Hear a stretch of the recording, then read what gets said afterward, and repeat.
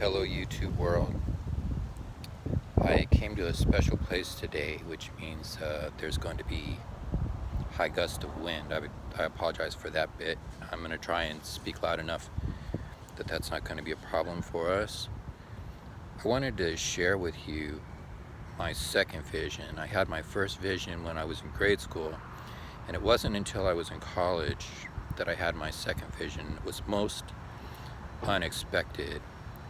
It was a day like every other day, and I was between classes. It came time for lunch, and I grabbed my tray and I was going through the cafeteria trying to find a place to sit, and there was no place to sit. So I opened the door and I walked across the quad trying to find a quiet place where I could be alone with God and just relax between classes.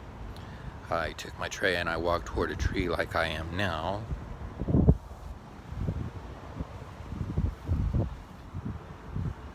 And just as I came to the tree, I began to kneel like I was going to set my tray down.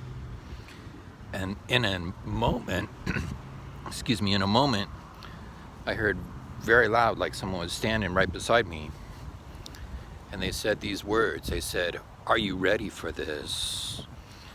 And I didn't even have time to respond before I was no longer in the college quad. And then I was somehow internalized in myself, and my spirit was caught up, and there was a whooshing for a period of seconds, I'm going to say, and then all of a sudden I could see that I was with an angel way out in space, way beyond our planets, to where there was only the blackness of space and the denseness of stars. And we stopped at a place where there was an edifice, a physical structure. I'm going to call it a bowl. And the angel explained to me that it was the pool of souls. Now, King David said, this is 5,000 years ago, King David of Israel said, because he was a prophet king, before I was in my mother's womb, you knew me. So he must have been talking about this pool of souls that I've never heard anyone else say anything about. But I'm going to flip the camera now and show you this caldera, this canyon that I'm at, just so you get a sense of scale. And where I was at, although again, way in outer space, was about like that. If you could imagine that being a perfectly smooth bowl and high up on all sides. And this bowl was full,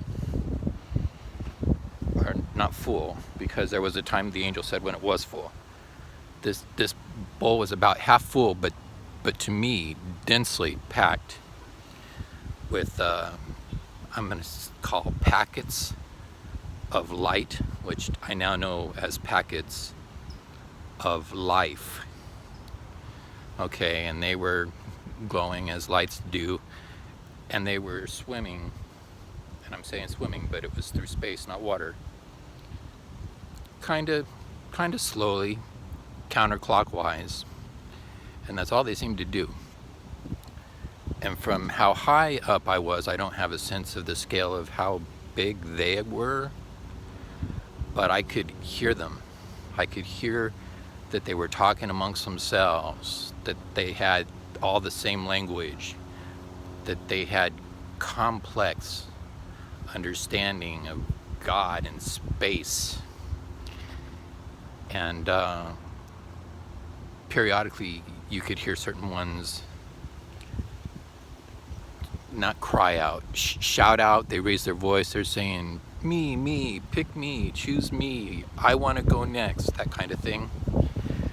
And it was made clear to me that their single greatest desire was to be born, that at the core of themselves, there we go, at the core of themselves, they knew deeply within themselves that their objective, their goal of being, their purpose of being is to be born on earth. Okay?